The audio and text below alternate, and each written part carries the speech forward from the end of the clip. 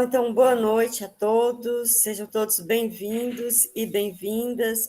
Vamos dar início ao quarto webinário da disciplina História da Arte Brasileira Contemporânea com a professora Rosilene, já agradecendo por todo esse percurso formativo, por todas as discussões e tudo que a professora Rosilene tem nos apresentado. Finalizar o quarto webinário com muita expectativa, principalmente que a arte sempre nos salva, né? Seja bem-vinda, professora, e sejam todos bem-vindos. Boa noite, obrigada, professora Ana, pelo carinho. E realmente, né, passa muito rápido, o mês de agosto, né, passou muito rápido. Geralmente é o que mais demora, e esse ano ele foi bem rápido. E as nossas aulas aí, né, uma vez por semana, eu lembro a gente nos preparativos, nas reuniões, e aí eu pensei, não, ainda está um pouco longe. Não está longe não, já chegou e já está na última, né? Então é muito rápido mesmo. E é um prazer, foi um prazer estar aqui com vocês. Espero que as nossas discussões tenham aberto aí alguns caminhos, algumas formas de pensar, algumas possibilidades, né? Eu acredito que, conforme a professora Ana falou também, a importância da arte, né, na atualidade. E pensar aí a arte como presente, como sua função social. Então, pensar aí sempre Antônio Cândido sempre presente, falando aí sobre literatura, que a gente pode pensar também aí para a arte, né, a questão da humanização, a arte, a literatura como instrumento humanizador, eu acho que é o que está muito precisando, né, nessa sociedade atual, aí é parar um pouco, é pensar mesmo em nós como seres humanos, né, no outro como ser humano. Sair do que a gente estava falando aqui, a questão do automático, do tecnicismo, do técnico, do já pronto, do já rápido, né? E tudo muito assim, nem começa, já termina, não dá tempo muito de pensar nas coisas.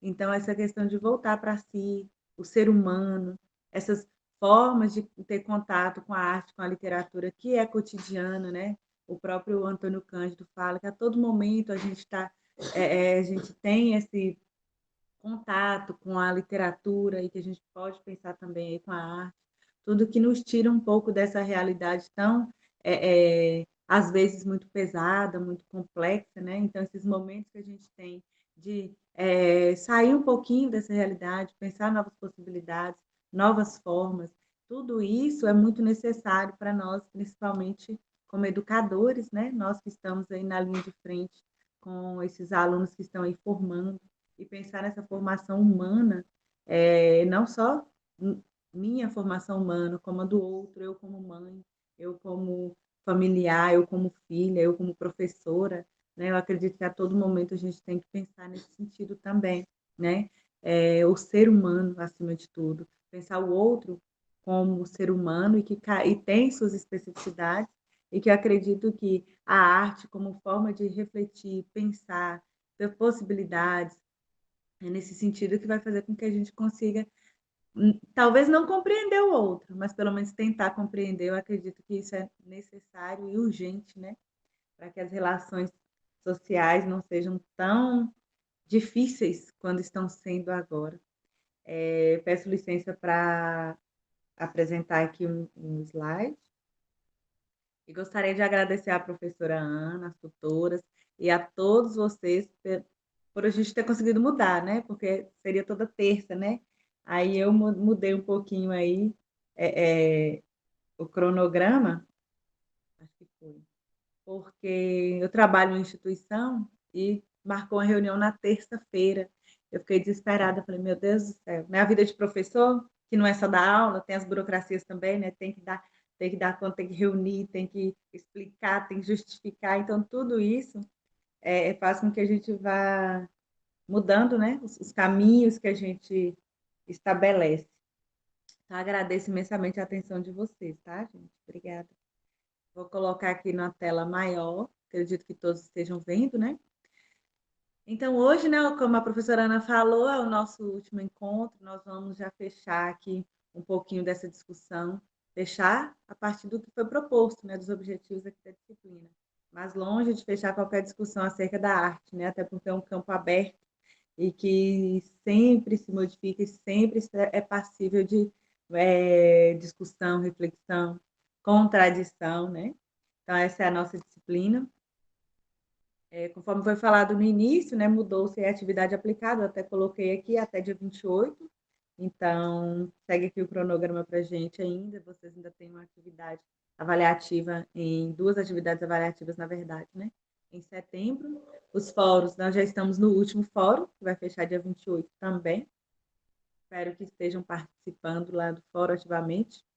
Então, nessa última unidade, que é a unidade 4, nós vamos falar um pouquinho sobre função social da arte. E é justamente sobre essa questão, né, da necessidade do humanizar-se. Então, permeia os seres humanos e o processo de humanização. Então, nós vamos falar aí sobre a função social da arte e a legitimação do objeto artístico. Como esse objeto artístico ele ganha status de arte, né? Qual objeto é arte, qual objeto não é considerado arte. Então, a partir de que momento essa legitimação acontece, né? E quais as instâncias que permeiam essa legitimação. Então, nós vamos refletir um pouquinho sobre isso, passando aí pela a ideia de função da arte, né? Trouxe uma citação e as imagens aqui para a gente pensar um pouquinho. Portanto, entendendo a arte como produto do embate homem-mundo, consideramos que ela é vida. Aqui eu lembro muito de Antônio Cândido, né? A arte, a literatura, a arte, humanização, vida, relação entre sujeitos, relação entre o sujeito e a sociedade, tudo isso. E a vida permeia, né, essas relações. A vida ela se constitui a partir dessa relação entre eu e o outro, a partir dessa minha interação com a sociedade, com os outros sujeitos, eu constituo a minha vida. Então, por meio da arte, o homem interpreta a sua própria natureza, o compreender a si próprio, o constituir-se, a busca de si, tudo isso é permeado pela arte, construindo formas ao mesmo tempo em que se descobre, inventa, figura e conhece.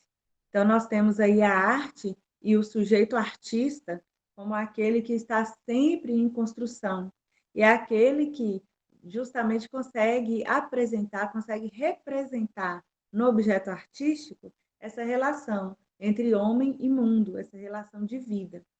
Aqui eu trouxe os exemplos que eu gosto bastante, eu acho são pinturas, né, muito vivas.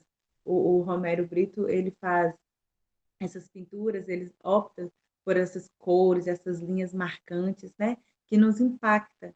E eu gosto muito dessa forma que ele utiliza para construir o seu produto artístico.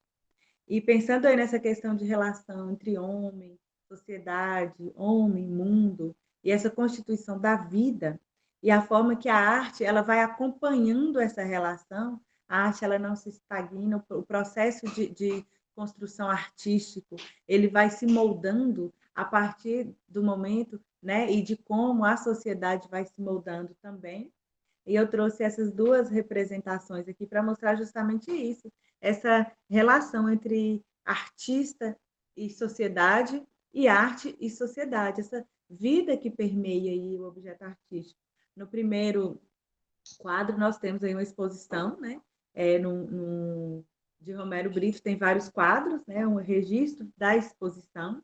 E no segundo quadro aí ao lado, na segunda imagem, nós temos aí, né, uma referência, ou seja, a mesma forma, a intenção, a forma, as cores, os riscos, a construção da identidade do objeto, né?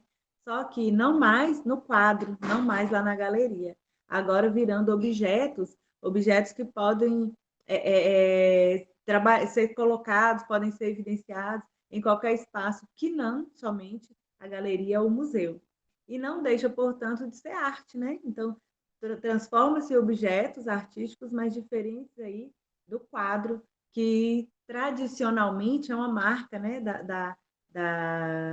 de produções artísticas. Então, quando a gente tem aí objetos que trazem também essa referência do próprio Romero, né? Ele mesmo é uma marca dele. Ele traz essas referências, essa forma, essas pinturas, né? Essa forma de fazer arte, trazendo em outros objetos, Os objetos não deixam de ser arte, né? Configuram-se também como arte e se manifestando de forma diferente.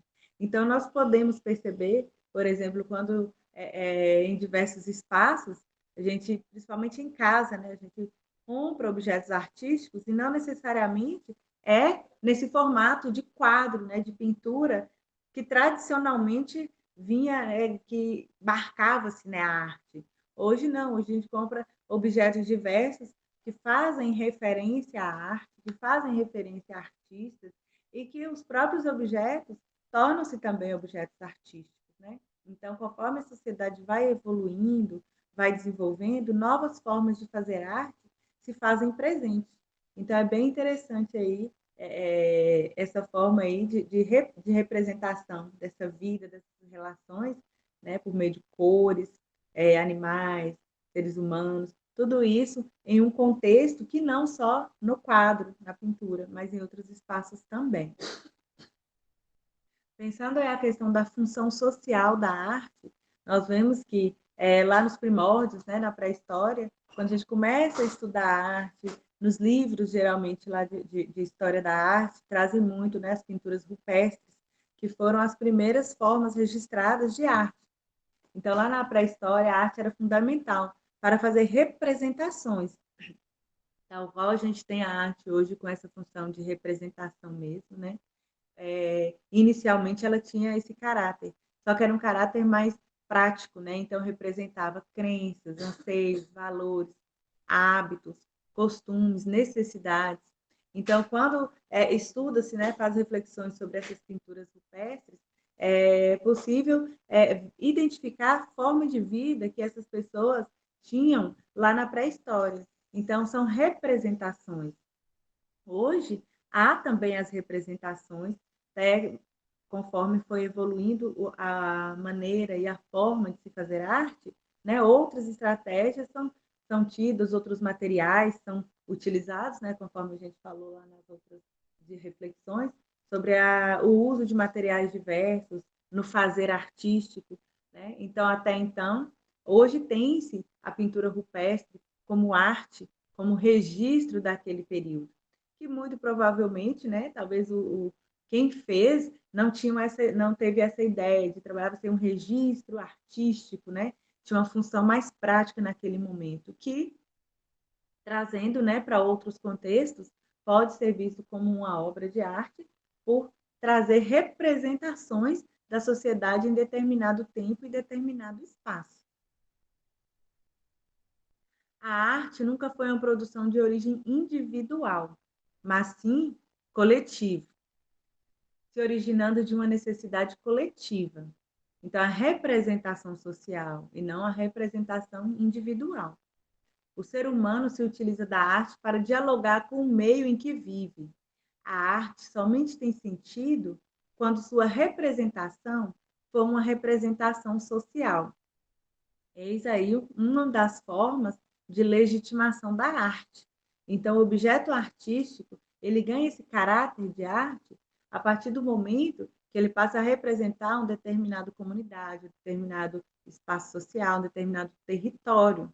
Não é algo subjetivo, a representação de uma pessoa, de um detalhe, não tem esse caráter individual, né? Então, essa arte uma das características que a legitima é justamente esse caráter coletivo, essa representação social.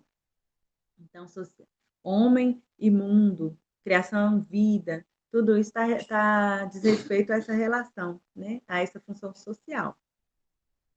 Aqui eu trouxe um exemplo bem prático, bem atual, bem nosso aqui de Montes Claros. Para o artista, a arte possui uma função muito maior do que simplesmente ser bela, ser agradável, decorativa.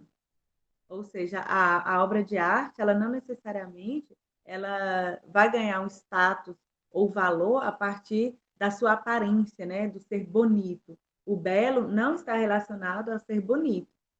Está relacionado à questão da estética, do sensível, né? Do que essa obra pode causar no espectador. A obra é a representação do que o artista vive, pensa e sente. o artista se molda em sua obra. Então, o artista, né, tem uma frase aí, né, de Proust, se não me engano, o artista é a antena de um povo, ou seja, aquele que capta todas as ideias e crenças que permeiam determinado povo. Então, quando eu trouxe aqui essas imagens, na primeira, né, acho que todo mundo já contextualizou aí que faz referência aos catopês, e aqui essas pinturas, elas estão expostas no Museu Regional de Montes Claros agora. Está tendo uma exposição lá, chama Agosto Chega com a Ventania, e faz justamente referência a esse período, a um território específico, né, que é o norte de Minas, e a questão dos catopês, uma marca cultural. E o primeiro quadro ele foi pintado por Afonso Teixeira, que deu uma entrevista essa semana falando da obra de arte, né, da exposição. E o segundo quadro é de Georgino Júnior, já não é mais vivo, né? Ele faleceu já há algum tempo. Então, foi uma exposição idealizada pelos dois, ambos montesclarenses. E na exposição, né, falando sobre a exposição essa semana, principalmente porque teve as festas de agosto, né, na semana passada, finalizou no domingo, o Afonso Teixeira ele deu uma entrevista. E na hora eu achei muito interessante, porque eu já estava, né, organizando aqui os slides, e ele falou justamente isso. Ele fala que o artista é aquele que vai produzir um objeto artístico a partir das suas vivências, a partir do que ele vê, a partir do que ele sente, a partir do que ele tem contato. Por isso, essa exposição tem tanto sentido para ele, porque as vivências dele em Montes Claros, com os catopês, né, com todo esse movimento aí das fitas, das cores, isso tem significado para ele. E a partir desse significado para ele, e tendo significado também para todo um território, né, para todo um grupo de pessoas, para uma sociedade, marcadamente Montes Claros, né, região, que agora vai alçar voos, né, os catopês, tem, a título de curiosidade agora, uma escola de samba do Rio de Janeiro, inclusive estavam aqui os dirigentes da escola, e eles escolheram como enredo, o samba enredo, os catopês. Então, no ano que vem, o desfile da escola de samba vai ter o enredo dos catopês, então eles vieram para participar da festa agora esse ano, né, nessa edição, e fizeram entrevista, gravações, passaram por todo o processo para construir o enredo e toda a estrutura para o desfile do Rio de Janeiro do ano que vem, 2024. Então, quando o Afonso Teixeira ele traz essa fala, como artista, né, ele falou a questão de representar aquilo que é vivenciado. Ou seja, ele ainda falou assim, não tem por que eu fazer uma exposição de artes, né? Eu e o Georgino idealizar uma exposição de arte sobre França, sobre Paris, sobre outros lugares, sendo que nós não estamos lá, nós não vivemos lá, eu não sei o que acontece lá. Então, assim, por não vivenciar, né, torna-se complexo. Como representar algo que eu não sei? Então, a escolha da temática não é simplesmente uma representação individual do que ele sente, é uma representação do coletivo, tendo em vista a marca que os catopês têm aqui na cidade e em toda a região, né? Já é um evento que marca. Então, assim, essa representação, essa exposição desses quadros, fazendo referência aos catopês, a essa data, a esse período tão importante aqui na nossa região, marca não somente ele como artista, não é importante só para ele, é importante para todas as pessoas envolvidas, né, nas festas dos catopês, nos movimentos, desde a organização, para nós que vamos lá para acompanhar, para ver, tudo isso nos traz uma sensação. Então, e as pessoas que não conhecem os catopês e têm acesso a tanto as festas, tanto a exposição, com certeza também vai ser tocado, né? Vai ser levado a um território abstrato ali, construído a partir dos catopês, né? E até chegar aí nessa reflexão acerca da marca dos catopês para todo um povo, para uma população. Então, é algo importante, a representação de um povo, não é algo individual. Então, achei bastante interessante. Então, nesse mês de agosto, o Museu, né, Regional do Norte de Minas está fazendo muita referência às festas de agosto. Teve a exposição Fitas, agora tem também a exposição Agosto Chega Numa Ventania. Eu acho muito interessante, porque é o registro, né? A arte que está aí para registrar determinado tempo, determinado espaço, né? E perpetuar essa data, né? E esse evento tão importante aqui para todos da região. Então, retomando aqui a função social da arte. Então, pensando aí nessa questão social da arte, lá na pré-história tinha a questão de representar o modo de vida, né? Então, se as pessoas representavam o modo de vida, crenças, e isso foi se evoluindo. Hoje há também essa representação muito forte, né? Representa-se, e hoje, né, conforme nós trabalhamos aí, principalmente no primeiro fórum, há muito a arte como representação do ser humano, o ser humano e as relações sociais. Como está o ser humano na atualidade? Como estamos nós na atualidade, né? E esse vazio interno, essa constante busca por algo, essa descobrir-se, essa necessidade de compreender-se, né? Então, tudo isso passa a ser representado também por meio do objeto artístico. Então, a arte contemporânea, ela traz muito essa marca, né? Dessa exposição do eu, do sujeito, da busca de si. E as relações sociais, né? O distanciamento entre as pessoas. Nós temos hoje aí muitas, tanto na literatura quanto na arte, produções, manifestações que trazem muito isso, essa questão do sujeito, né? O sujeito e o mundo, o sujeito se sentindo só, o sujeito na busca de algo, e o sujeito na busca de si mesmo, essa tentativa de autocompreensão, né? De autoconhecimento. Hoje, muitas obras permeiam esse caráter da busca de si. Então, nós temos aí uma função social da arte. Dentre elas, a função da arte, como também seu modo e os meios de representação variam conforme a época, conforme acabei de falar. Então, essa representação, ela é a arte é o espelho, né, da sociedade. Então, essa representação ela vai mudar.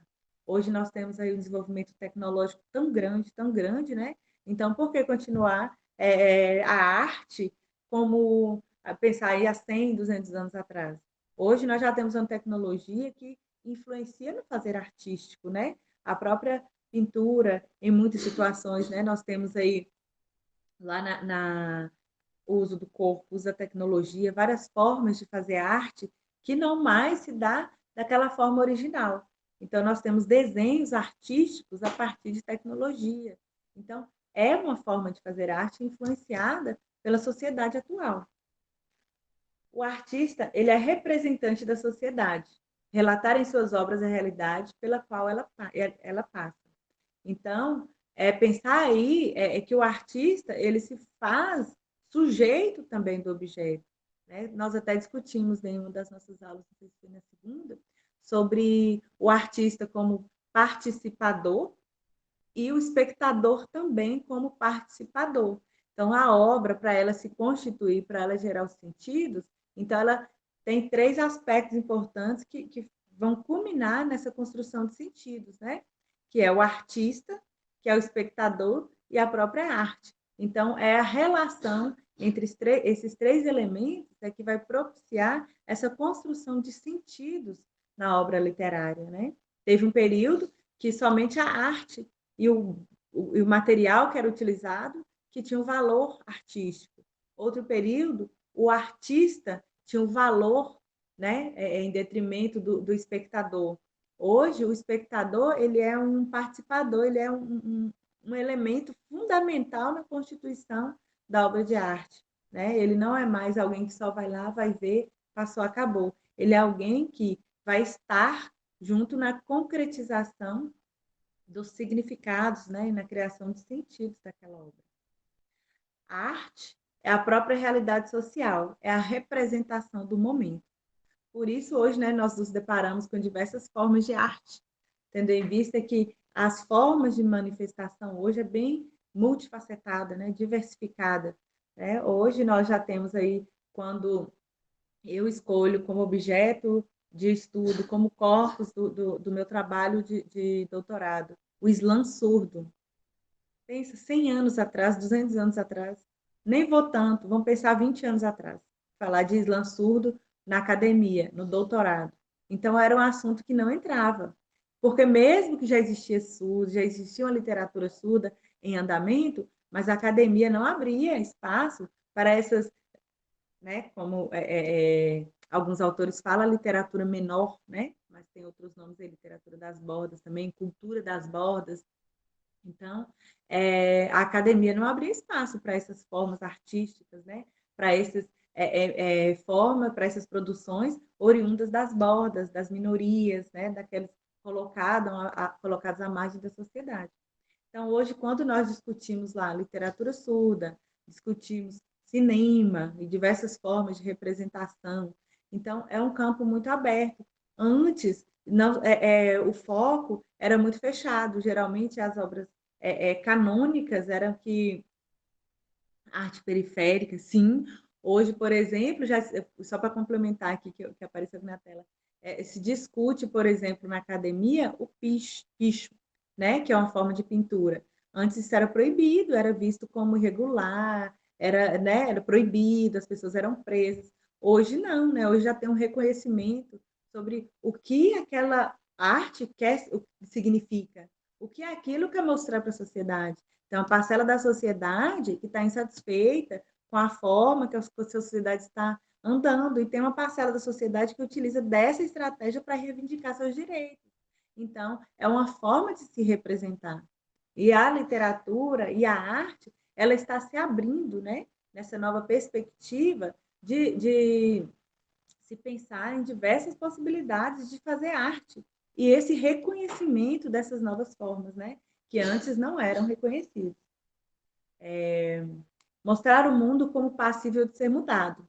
E é óbvio, né? Hoje a gente já tem aí, né, quando se discute a literatura surda em espaços que antes não se discutia, né, em congressos, em academia, a literatura das minorias, né, tudo, a arte da periferia, das minorias, quando é levado para esses espaços canônicos, ganham visibilidade e, com certeza, repercute, né, lá nos espaços que emergiram essas produções.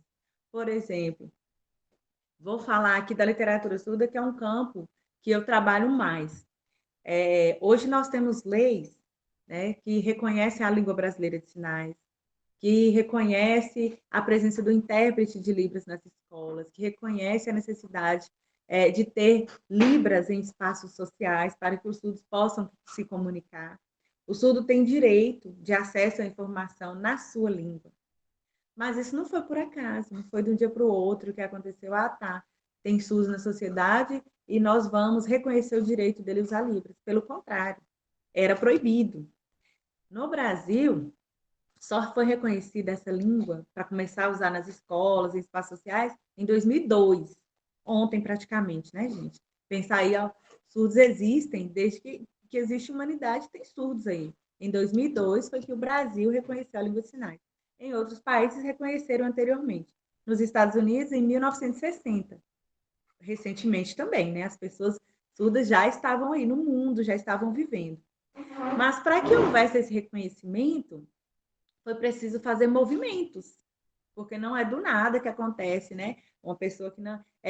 Para retirar o poder, exige estratégias, né, de uma elite que consegue retirar o poder de determinada parcela da sociedade, mas para restituir esse poder é muito complicado.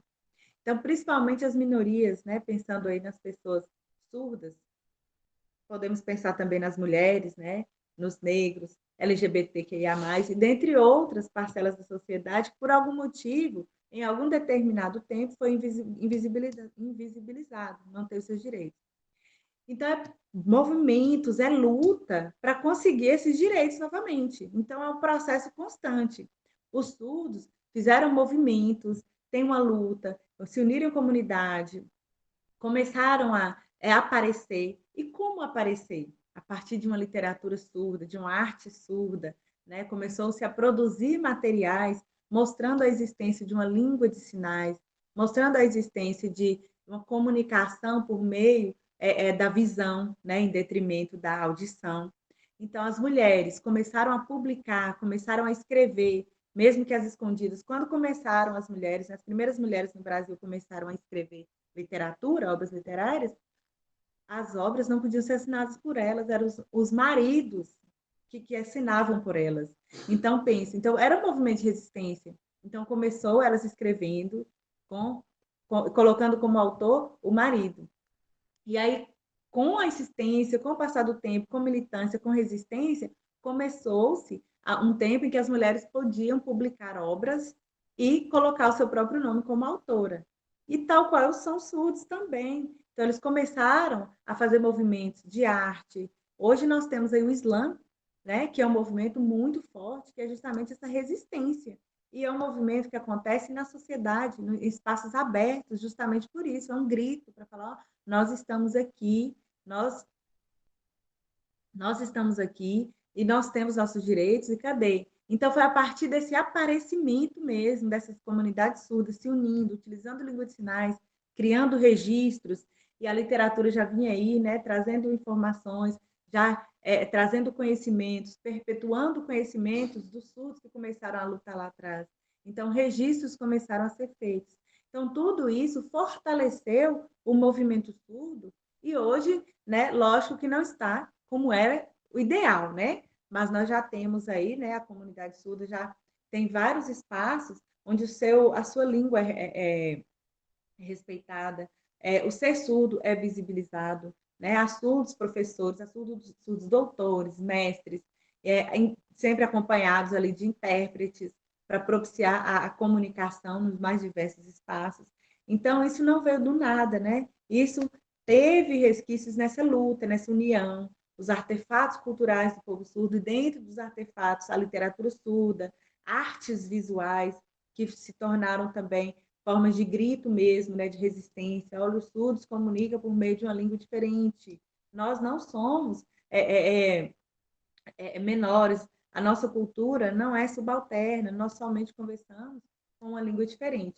Então, a função da arte permeia tudo isso, é dar possibilidade, né, criar possibilidades para que aqueles grupos invisibilizados ganhem espaço na sociedade. E hoje nós estamos em um espaço, em um momento, que esses grupos, esses territórios de resistência estão realmente ganhando espaço. Né? Então, nós vemos aí autores negros que estão se consagrando, autores surdos que estão aparecendo, e isso é muito importante. Né? Os artistas estão aí e estão sendo reconhecidos. E aí nós temos algumas correntes, né, legitimadoras da arte. O que seriam isso?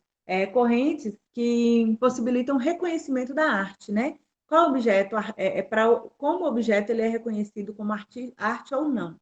Então, para o estabelecimento desse objeto como arte, tem-se essas correntes, né? Lá no século XVIII começou.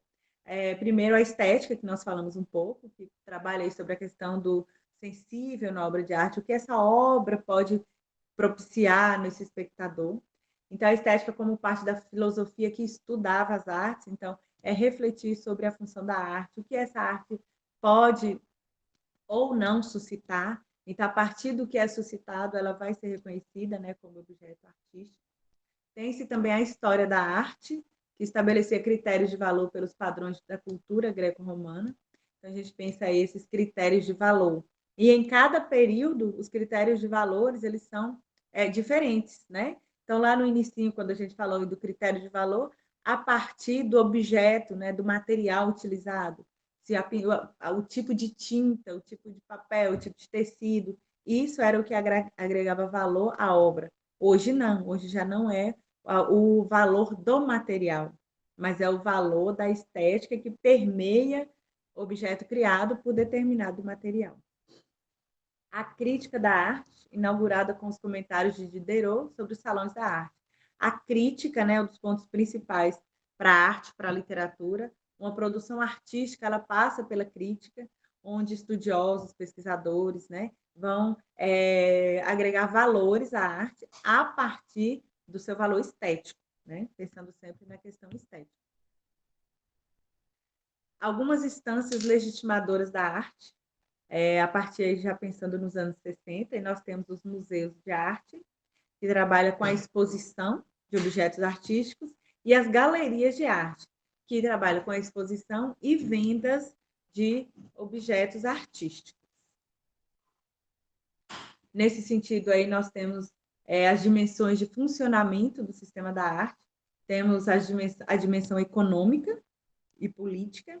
Pensando aí na dimensão econômica da obra de arte, a gente pode pensar aí como a obra como mercadoria, porque, querendo ou não, ela tem um valor, né? E as obras a gente vê aí, por exemplo, a gente vê um quadro, né, uma Mona Lisa, tem um valor financeiro envolvido ali, né? Não é qualquer um que consegue comprar uma obra dessa. Então, é como se fosse um produto a ser vendido mesmo, né?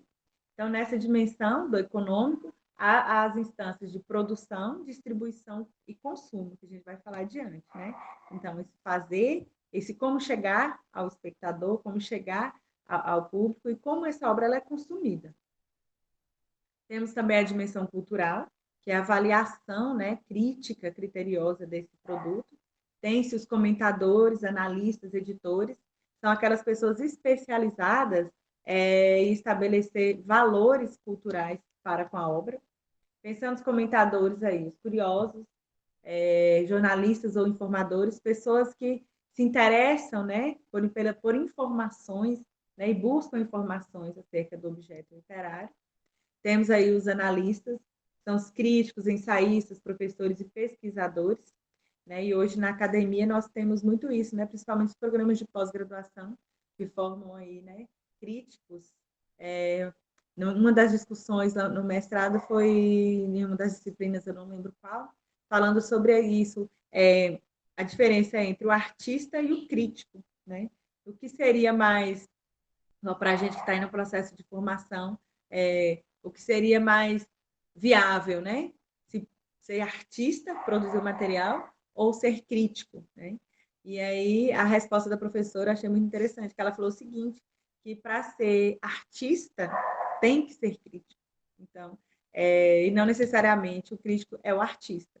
Então, para o artista, ele tem que passar por ele, tem que ter esse crivo, né? Essa criticidade, identificar elementos ali que possibilitam que esse objeto artístico se estabeleça como arte, né? E até porque esse objeto artístico, essa produção, ele vai para a crítica, né? Ele só se torna um objeto, um objeto artístico a partir do momento que o outro, né, vê a partir da crítica, análise, a questão do sensível que pode ser estabelecido ali naquela obra, tudo isso é levado em conta. Há também os editores, né, no caso de livros, catálogos, revistas, que podem ser impressos ou eletrônicos. Então, hoje nós temos diversas formas, né, e o eletrônico está aí muito em voga por causa da tecnologia. Então, hoje nós conseguimos aí materiais diversos por meio da internet. Hoje há exposições de arte via internet. Então, tudo isso são formas legitimadoras, né, da arte. Temos também uma dimensão política, por mais que a arte ela tem que ser, como eu posso dizer, neutra, né? Não trabalhar para determinado fim político, ele não é esse o objetivo da arte, né? Tem muita questão do sensível, do subjetivo, né? Do que pode suscitar no sujeito. Então, a arte ela não pode levar o sujeito para um lado ou outro, estabelecer o que é certo e o que é errado, não é esse o objetivo, né? A dimensão política caracteriza-se pela ação do Estado, produzindo a imagem cultural do progresso e prosperidade junto à opinião pública. Então, tende aí a influenciar, né, a opinião pública acerca de determinado assunto, o que estimula relações entre o mundo da política e o mundo da arte.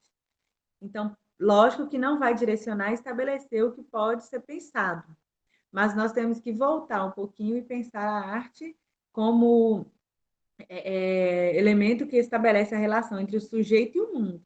E o sujeito está em um mundo que é permeado por relações, né, relações humanas, políticas, econômicas, tudo isso. Então, a arte também pode representar essas relações. Lógico que não estabelecer, né, ou demarcar o que é certo e o que é errado. A ideia seria propiciar reflexões sobre determinado estado, determinada situação, determinada relação. Seria isso.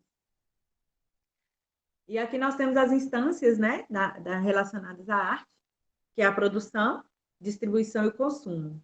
A produção corresponde à atividade do artista criador ou curador. Então, é aquele que produz a obra mesmo, né? O artista que faz a pintura, que faz a performance. E há também o curador, que é aquele que faz a seleção das obras de arte que vão compor determinada exposição, né? Há a distribuição também, que é constituída pela atuação dos vendedores, que são os intermediários, chamados galeristas ou comerciantes. Então, nos leilões, feiras de artes, tem também, né, aqui já pensando na questão, retomando a instância econômica, né? Então, as obras, elas são feitas para exposição, lógico, e também tem o foco também das vendas, né? E ao consumo. Verificam-se as atividades dos compradores e colecionadores particulares ou institucionais, de natureza pública ou privada. Então, nós vemos também, por exemplo, um museu que não vende uma obra, né? Ele tem obras de arte lá, então, geralmente, né, há públicos e privados, então, há essas obras, eles compraram, né, eles têm essas obras para a exposição, e há aqueles também, né, aqueles indivíduos que compram os objetos literários para consumo próprio, ou seja, aquele que vai colocar na sua residência, no seu trabalho, em algum lugar. Então, há também esse consumo, né? Aqui eu coloquei as referências que também estão lá no ambiente virtual, que nós utilizamos nessa discussão. Antes de abrir aqui, que eu vou dar uma olhada lá no chat, que eu vi que tem algumas falas, mas aí eu já fecho aqui logo os slides e a gente já passa para a nossa conversa. E a proposta do Fórum 4, né, o nosso último fórum, após a leitura dos textos de apoio, você vai escolher uma das instâncias que legitimam a arte e descrever a sua relevância no contexto social, né? Fale seu papel, qual é de produção, de disseminação, qual é o papel dessa instância e falar a sua importância, como a obra de arte chega à sociedade a partir dessa instância que você escolheu. E não se esqueça de apresentar argumentos do material de apoio para potencializar a sua reflexão. Aqui eu coloquei novamente a atividade aplicada, mas creio que todos já estão cientes. Bons estudos. Muito obrigada a todos pela atenção e fiquem à vontade se quiserem falar algo.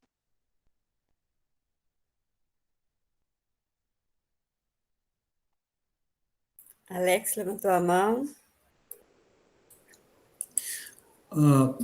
Professora Rosana, se você quiser ler os comentários primeiro lá, depois eu comento. Acho Pode que você falar. vai fazer isso. Enquanto eu abro aqui, pode falar, pode ficar à vontade. O primeiro comentário que eu queria fazer é com relação aos críticos, né, das obras de arte. A posição deles é uma posição muito preocupante, no meu ponto de vista, sabe, professor? Pelo seguinte, por exemplo, Van Gogh, enquanto vivo, não vendeu praticamente nenhuma obra de arte. As obras dele eram consideradas marginais. Depois que morre, mudam-se os conceitos, se tornam obras de valor inestimável. Então, até que ponto a opinião de um crítico tem valor, né? Porque se um dado momento não vale nada, dali a pouco vale muito, os extremos sempre são ruins, né? Então, fica aí um ponto a ser avaliado, né? A posição dos críticos. Lógico, eles têm o mérito deles de avaliar, mas, como você disse, o melhor dos críticos é o próprio artista, né? Ele é que tem que dar valor à sua obra, não os outros. Porque os outros, às vezes, têm interesses escusos, né? E que... Principalmente pensando na questão aí, na instância econômica, né? Sim, sim. E outra questão que eu queria comentar, que no finalzinho agora apareceu, é o posicionamento dos distribuidores, os intermediários. São sempre aqueles que não fazem, não produzem e ganham mais do que quem produz, né? Isso acontece na agricultura, no café, por exemplo, né? E no caminho da arte também, né? Você tem lá o sujeito que cria, pinta, por exemplo, como aconteceu com Carolina de Jesus, né? Que escreveu uma obra e, no final das contas, ficou com 20% do lucro, 80% ficou entre os outros, distribuidores e produtores. Então, o intermediário, o distribuidor, é sempre uma figura também preocupante nesse universo, né? Então, talvez o artista, além de crítico, devesse ser o próprio comerciante da sua obra, né? Porque se deixar para os outros, acaba surgindo aí a possibilidade de subvalorização, né, com outros interesses. E bem essa última fala, só eu lembrei, porque hoje a dificuldade que é para publicar um livro, até um artigo, vamos pensar assim, né? É muito complicado, né? Então, assim, você vê a dificuldade para se falar de algo que seria importante, que deveria ter algo, portas abertas, né? Já que tem críticos que escrevem, que querem publicar, artista que tem um livro, que tem uma arte, né?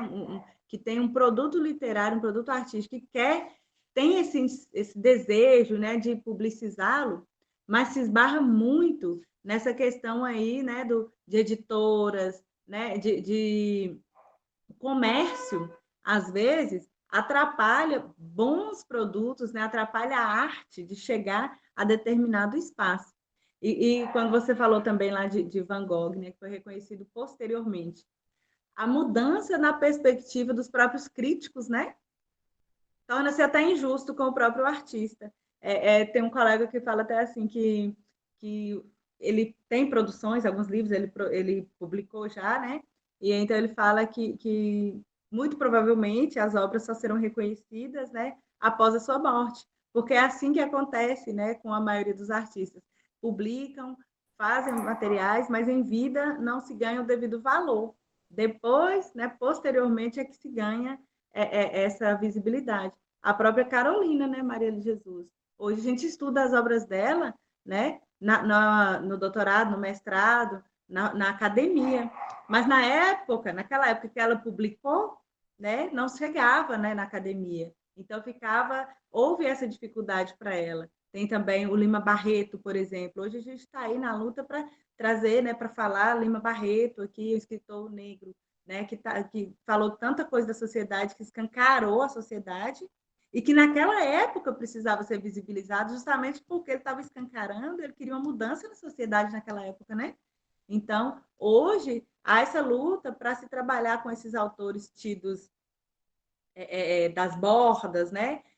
Das minorias. Estamos trabalhando, né? Estamos conhecendo esses autores agora, então, muito posteriormente. Então, essa crítica, às vezes, é muito, como eu falo, é maldosa, né? Com o artista, acaba sendo até maldosa. A Regina, ela falou assim, o grafite não era considerado como arte, sim como algo criminoso. Isso. Hoje temos grandes artistas que utilizam dessa arte para mostrar como a paz é possível no mundo. Nessas cidades grandes, São Paulo, Rio de Janeiro, até em Belo Horizonte, nesses prédios maiores, a gente vê muito o grafite, né? Várias, fazendo referência a situações, a contextos, a pessoas históricas, né? Então, para chamar atenção aí, né? Quando a gente vê muros, hoje em escolas, muitas escolas aderem a esse tipo de arte, né? Onde colocam o artista, ele vai e faz um grafite e tudo ali, e faz a sua arte ali na escola, né? Nos muros da escola. É uma forma também de dar visibilidade, né, a determinado tema, né, que é resistência, né, com certeza, e a forma de fazer arte. Concordo plenamente com o que você falou. E pensar também, né, que hoje temos grandes artistas que utilizam dessa arte para mostrar como a paz é possível no mundo. Acredito que essa é uma das principais lutas, né? A questão da paz, a questão do respeito ao outro, da empatia, as diversas maneiras de produções literárias e artísticas culminam para isso, né? Para esse reconhecimento do sujeito como ser humano mesmo, respeito para com o outro. É uma das grandes lutas, né? Uma das grandes bandeiras aí da arte. Professora Ana ou alguém que queira falar, pode ficar à vontade. Alex, pode falar, Alex. Fica à vontade. Só para aproveitar, né, a última aula, então tem algumas coisas que eu já vou encaminhar aqui. Olhando, professor, a arte do Romero Brito, até coloquei isso no chat, lembra muito a mistura, né, do cubismo do Pablo Picasso com Mondrian, né? Inclusive Mondrian serviu de inspiração para a Nike, por exemplo, para lançar tênis com as cores de Mondrian. Então, vejo no Romero Brito um misto, né, de Picasso e de Mondrian. Inclusive, as cores que o Romero usa são muito próximas das de Mondrian. Né? Não sei se ele tem ambos como inspiração, mas vejo muita semelhança ali. Sim, as cores fortes, né? Eu acredito e essa nova forma de fazer a arte mais chamativa, mais como se desse um choque, né? Eu gosto muito do Romero Brito, né? As obras dele. Eu li o último comentário, eu tinha subido aqui, mas eu não tinha visto que tinha mais comentários, gente. Espera aí, tem outros lá em cima. Tem a possibilidade de estender o prazo de entrega da A, é com Ana. Boa noite, tá. Acho que o Romero Brito leva ao limite essa transformação no modo de produzir, vender e consumir arte. Acho que minha opinião sobre ele pode ser um pouco polêmica. Ah, tá. Então, eu acredito que com essa mudança mesmo, com essas transformações sociais, a forma de fazer arte, ela vai se mudar também, né? Ela vai ter essa influência. Então, ela vai quando a gente vai numa exposição e a gente vê objetos assim que fora do normal, fora do que a gente está acostumado, fora dos quadros, fora das pinturas, fora, né? É bem ousado mesmo, né? E eu achei muito interessante quando eu encontrei essas representações, essas artes que antes vinham do quadro, que ele fazia no quadro, da pintura, e ele traz para outros objetos, muito representativo, né? Bem atual, né? Novas formas aí. E eu acredito que você falou que pode ser polêmica. Eu acredito que não, né? A crítica é isso aí mesmo, né? Essas diversas formas de pensar. Aí a Alex falou, aí depois ele comentou. Isso. Foi, acho que eu vi todo mundo. Ana, pode ficar à vontade. Ana Cláudia, levantou a mão? Porque fui eu que falei, né, que minha opinião sobre ele pode ser um pouco polêmica. Boa noite, pessoal. Boa Boa noite, noite. professora Rosilene. Boa noite. Assim, a minha opinião sobre o Romero Brito, nem tanto é sobre a qualidade do que ele produz, mas creio eu, né, uma visão que eu tenho, é que a partir do momento que ele começa a produzir em larga escala esses produtos para consumo, ele deixa de produzir arte para produzir objetos para fins de comercialização. Eu acho que perde um pouco essa dimensão da arte, a essência, isso. Passa a acontecer aquilo que acho que o Andy Harrell já criticava, né? Que ele faz aquela obra de arte lá das latinhas de conserva, que são todas iguais, que ele fala sobre essa arte produzida em massa, né? Então vira cultura de massa, né? Eu acredito que o objeto, quando ele passa a ser produzido para unicamente atender essa demanda comercial, para mim ele perde o valor artístico. Essa seria a minha opinião polêmica a respeito do assunto. Não é polêmica, não. Se a gente pensar nele produzindo realmente, né, diversos materiais, diversos objetos, todos iguaizinhos, perde realmente a essência, né, da arte, né? Então, aí a indústria, né, pensando aí numa produção capitalista, de indústria, de produção em larga escala, aí realmente não é, porque a arte, por si só, ela é única, né? O objeto literário, ele é único. Não, total razão na sua fala. É assim que eu penso. A partir do momento que passa a ser produzido em larga escala, já perde o sentido, já não tem o valor, né, da singularidade. Não que eu esteja criticando a técnica dele, a personalidade, porque tem uma personalidade, né, dentro do que ele produz, né? Se a gente vê uma obra dele, a gente sabe que é dele. Então, ele tem personalidade, forte, né? Forte, mas eu não concordo com a forma como ele mercantiliza essa questão. Sim, concordo também com você.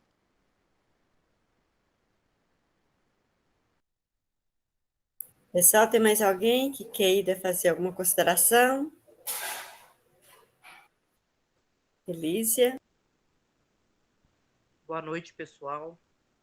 Eu ia ficar caladinha, mas já que você falou, eu lá num dos fóruns, né? Eu fui também um pouco radical, porque eu acho que hoje, né, vendo num contexto geral, a arte tá terrível, né, gente? Lógico que a gente encontra coisa boa, mas, nossa, tem coisa terrível que as pessoas estão classificando como arte, né? Se a gente for pensar em música, em exposição, em tudo. Aquela mesmo que teve há muito pouco tempo, que expôs pessoas nuas e deixaram crianças tocarem. Aquilo para mim é o fim do mundo. Aquilo não é arte. Na minha visão, aquilo não é arte. Eu acho que eu sou um pouco radical demais. Então, assim, eu estou abrindo a fala só por causa disso. Lá no fórum, eu deixei um pouco claro essa minha posição radical, de que tem coisas que eu não consigo classificar como arte. Isso que aconteceu lá nessa mostra, né? De crianças tocarem Parece, né? músicas, né? Algumas músicas que as pessoas insistem que são de artistas, eu não considero arte. Algumas exposições que eu também. Então, assim, a arte, ela abriu tanto, mas tanto, que eu acho que ela perdeu a forma em certos momentos, né?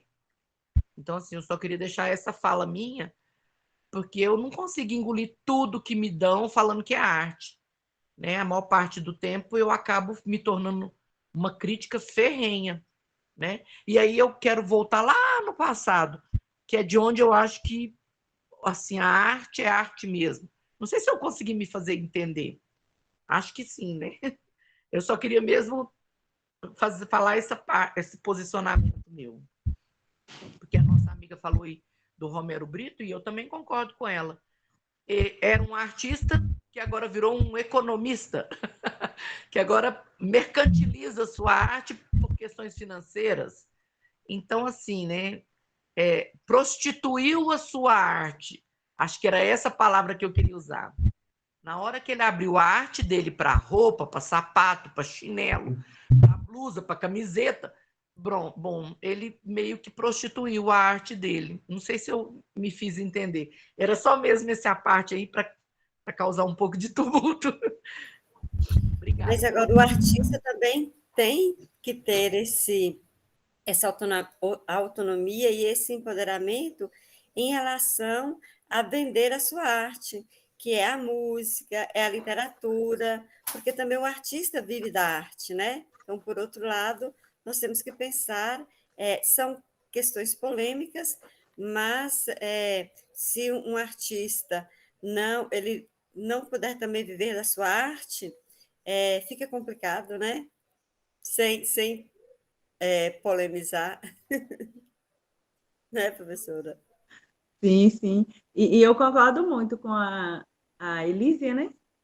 Realmente, aquela exposição lá, né, do homem nu, com a criança aí, né, como espectadora daquilo, eu acredito que alguns críticos viram alguma coisa ali e colocaram como arte. Mas eu, como mãe, eu acredito que foi nessa perspectiva aí que muitas pessoas viram, né, a situação. Como mãe, né, eu acredito que é bem complexo, muito complexo, e é algo a se pensar numa sociedade, né, atual aí que tudo está tão complicado, situações aí que a gente fica desacreditado que acontece, né? Então, pensar em arte como representação da vida, representação da sociedade, e acontece algo dessa forma, significa que a sociedade está precisando ser repensada mesmo, né? Então, é um grito mesmo para se pensar esse novo formato, né, em que estamos vivendo.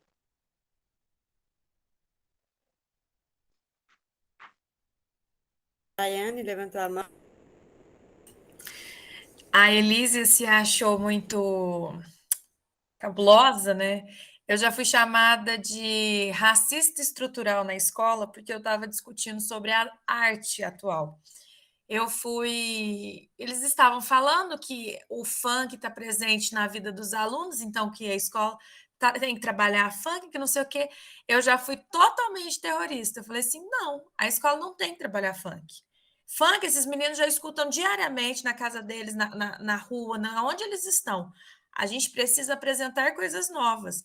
Aí eu ainda fiz a infeliz comparação. Falei assim, daqui a pouco vocês vão pedir para eles lerem o quê? Paulo Musi, Tiago Nigro, porque esses agora que são a nossa arte, são eles os escritores.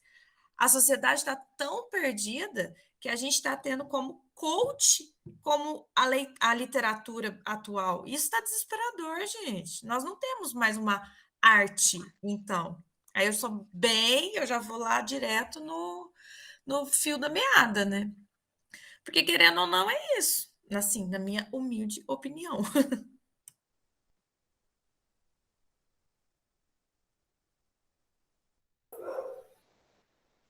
Alguém mais levantou a mão? Quer comentar, professora? Não, eu acredito que justamente pensar em arte, pensar em... É refletir mesmo, né?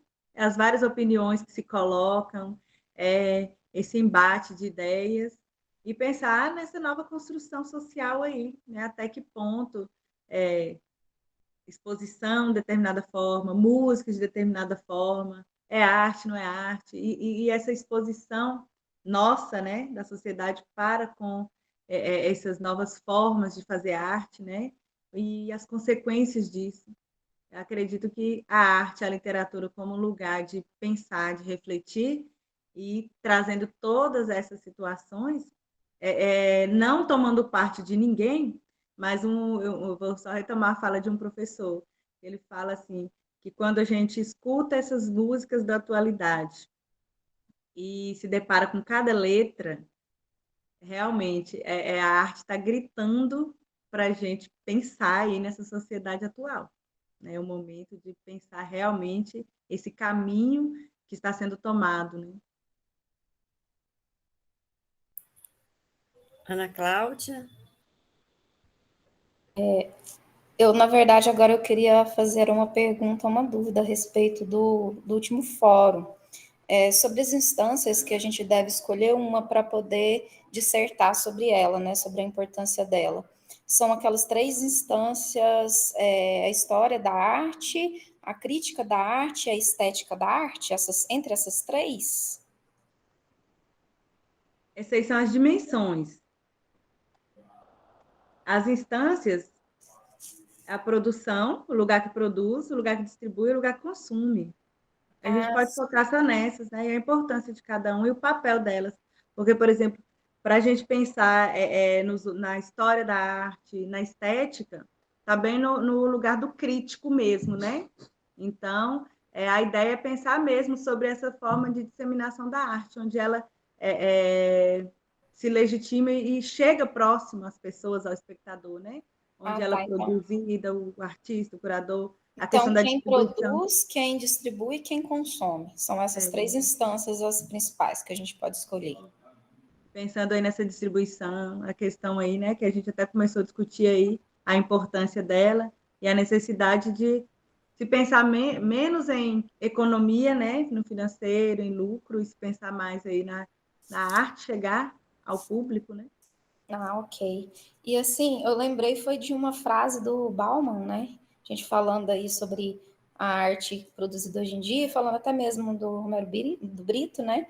Até eu concordo com a Ana Alves, que o artista ele tem que saber caçar meios de sobreviver, né? Na sociedade, vai se moldando, né, com a sociedade. Mas eu lembrei daquela frase que a gente vive tempos líquidos em que nada é feito para durar. Eu fico pensando, né, que isso é até quase que chovendo molhado, mas será que a música, né, que eles chamam, né, o que eles chamam de música, tem algumas coisas que são ouvidas hoje que, sinceramente, eu também nem consigo chamar de música, né? Às vezes é só um ruído com palavrões, mas será que ela vai perdurar? Ela não vai, ela não é feita para durar, né? Ela só dura até aparecer um ruído diferente que ocupe o lugar do ruído que está fazendo barulho agora, né? Então tem muito a ver com essa modernidade líquida, né? Que as pessoas consomem é superficial para ser mais fácil de ser digerido e vamos passar para a próxima. Não tem mais essa profundidade. Verdade. E há que se pensar mesmo no artista hoje, né? E pensar na música, né, como produto de uma arte e pensar no artista também, né? Será se esses sujeitos, né, a crítica, né, leva como artista? Só para que eu lembrei aqui de um fato. Recentemente eu vi uma reportagem falando sobre, não tem conhecimento, não sei como que é a música, mas a Luísa Sonza, não sei se provavelmente vocês já ouviram falar. E aí fizeram uma comparação, ela no início da carreira e ela agora, e da produção dela no início e a produção dela agora. E aí tem a foto dela tocando violão e falando que a letra da música dela era realmente de, né, eu acho que relacionado bem mais tranquila, vamos dizer assim. E que tinham tantas mil visualizações. E que agora ela com a música, expondo o corpo, falando coisas, né, assim, não sei se é considerado arte ou não, mas assim, com outra forma de se apresentar, tem muito mais visualizações do que quando no início. Então, e chamando justamente a sociedade para pensar isso, né? Que o artista ele é moldado também pela sociedade, né? A partir do momento que a sociedade quer ver determinada coisa, aí o artista ele se projeta naquilo para ganhar essa visibilidade, né? Então, até que ponto a arte está envolvida, né? O que é arte nesse momento aí, né? Já que o artista ele se projeta para atender um público que está querendo ver determinada coisa, né? Então, tudo isso há que se pensar, há que se refletir. Com Você certeza. levantou a mão? Só para complementar o que nós estávamos falando dos críticos, né? Essa questão das músicas, por exemplo, é clássico a influência da crítica para promover, em algumas situações, coisas ruins para que se venda, né? Alfiram lucros, né? Ganham por trás disso e levam a sociedade a usar, né? Se valer de coisas que, na verdade, em algumas, né? Não valem nada. Né?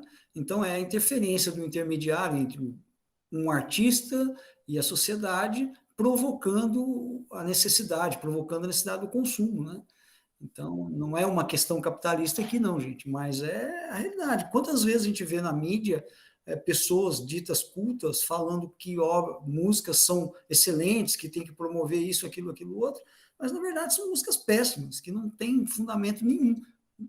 Quando se estuda mais a fundo, percebe-se que o que se quer nada mais é do que promover a venda, porque depois que fala, aumenta as vendas, né? Promove o artista, aquele artista que sai, às vezes, de situações vulneráveis, cresce repentinamente, acaba se perdendo mais ainda, né? E promovendo coisas que para a sociedade é muito ruim. No entanto, é o que a professora Rosilene disse, né? A sociedade tem aquilo que quer. Né? E isso vale também para a escola. A nossa educação, por exemplo, em sala de aula, é fruto do que a sociedade quer. Né? Se quisesse alunos empenhados, dedicados, a sociedade exigiria que eles se comportassem. Mas quando você chama a atenção de um aluno, a sociedade é a primeira a te reprimir. Então, quer dizer, a sociedade está aberta a receber coisas ruins. Então, é um intermediário aí que lida um pouco, às vezes, com essas questões. Eu concordo com o que o Alex está falando. E nessa questão de vai ser divulgado o que provavelmente vai dar mais lucro, né? Isso me fez lembrar da polêmica que foi causada quando a Anitta ela cantou na abertura das Olimpíadas, né? Que foram sediadas aqui no Brasil, que muita gente questionou. E depois a gente, fazendo a pesquisa aqui, né, eu e meu marido, a gente veio a descobrir que se eu não me engano, o Caetano Veloso, a mulher dele é produtora, e ela era produtora e estava também investindo na carreira da Anitta. Gente, não tenho nada contra a Anitta. Inclusive, eu acho que enquanto mulher e artista pop, né, que em questão de conseguir lucrar com aquilo que ela está vendendo, ela é super inteligente para poder vender o que ela tem para vender. Né? Ela conseguiu chegar em lugares que quase ninguém conseguiu chegar, vendendo as mesmas coisas que ela vende, né? enquanto expressão. Mas a gente para pensar quantas outras artistas a gente teria para expor para o mundo, né, numa abertura das Olimpíadas. Por que foi a Anitta? Aí a gente vai ver o que tem por trás, é porque tem alguém promovendo ali por trás, tem muito interesse ali, muito dinheiro girando por trás. Então, acaba que o que está comandando todas as relações é o dinheiro, é o lucro, né, no final das contas.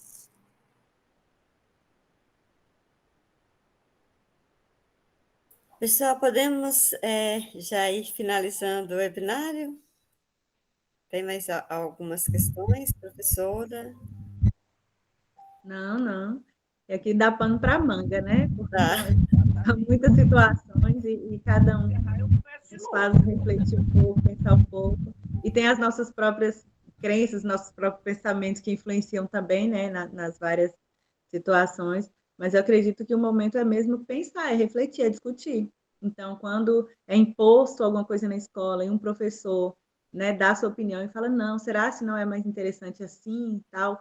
Então, é um momento realmente que mostra a importância, né, do professor de estar lá, de dar sua opinião, e não é contra, não é igual a colega falou aí, né, que falou do funk, e aí ela se posicionou duramente.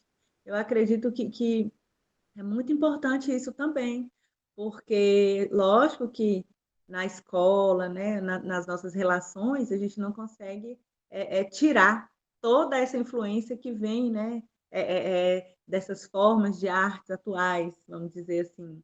Mas nós podemos tentar criar um caminho que leve a novas possibilidades, a novas reflexões, né, que talvez, né, ao invés de a gente estar tentando mudar aí um futuro, a gente está reforçando o futuro, né? Né? Então, acho que é pensar mesmo e essas atitudes elas devem ser presentes, né? Não só na escola, mas onde a gente estiver. Verdade, professora, a arte nos salva, né? Então, acreditar nas inovações, na liberdade, nas concepções e também naquilo que tem de consistência.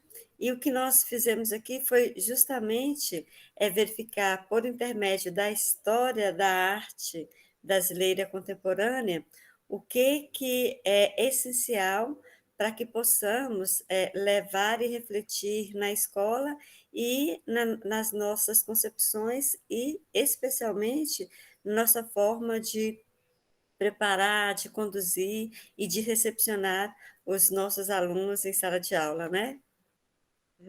Então, professora, temos muito a agradecer por toda a sua colaboração, pela participação no curso e, sobretudo, pelo processo de formação. Então, parabéns e o curso está à disposição. Os alunos solicitaram mudança, alteração na data da atividade que será entregue no dia 28, mas eu vou conversar com as tutoras, porque passa pela questão também da correção, e, posteriormente, nós entraremos em um consenso para atendê-los e atendê-las da melhor forma possível. Ok, pessoal? Ana, Eu desculpa agradeço, falar mais professora. uma vez. Desculpa, hoje eu estou tão tagarela, né? Mas é sobre a possível prorrogação da atividade avaliativa. Se essa atividade ela for realmente prorrogada, que, se possível, avise a gente com um pouco mais de antecedência, porque talvez a gente se mata aí no final de semana para fazer e chega na segunda-feira e fala assim, pode prorrogar até mais, né? Então, daria tempo até da gente fazer uma coisa mais bem feita, se prorrogar. Então, para a gente ficar sabendo com um pouquinho de antecedência se vai conseguir prorrogar ou não, e não de última hora. Tá. Assim que finalizarmos aqui, já conversaremos com eu, Andréia e Carol, e avisaremos para vocês. Ok, gente? Muito Muito obrigada. obrigada, Ana. Eu que agradeço, professora Rosilene, com a palavra para finalizar. Gostaria de agradecer a todos por estar aqui, a todos, né, que acompanharam aqui. Foram momentos que eu gostei bastante, né, das reflexões, e estar com vocês foi muito bom, gostei muito de conhecê-los. E espero que aqui, né, foi bem superficial, foi o básico, e que vocês, como professores, né, de literatura, de português, estarão lá na escola, que vocês retomem aí, né, sempre que necessário, pensem a importância da arte, da literatura, e tragam sempre, né, o Antônio Cândido, né, eu gosto muito na questão da humanização, ser humano, né, sentir-se humano, estar humano, isso é muito importante em todos os momentos da nossa vida, na escola, em casa, em todas as relações que a gente mantém no dia a dia, que possamos a cada dia ser mais humanos mesmo, né, no sentido lato mesmo, de sentir o outro, de respeitar o outro. Muito obrigada por tudo, tá? Foi um prazer estar aqui e me coloco à disposição também. Professora Ana, o que for preciso, pode contar comigo. Obrigada, Rosilene. Parabéns pelas excelentes aulas. Obrigada a você. Muito obrigado, professor Rosilene, parabéns. Obrigada, Alex. Sempre com fala bem contundente. Gostei demais. Obrigado, boa noite. Então, boa noite, pessoal. Boa noite. Obrigada, professora. Parabéns pela condução. Obrigada, gente.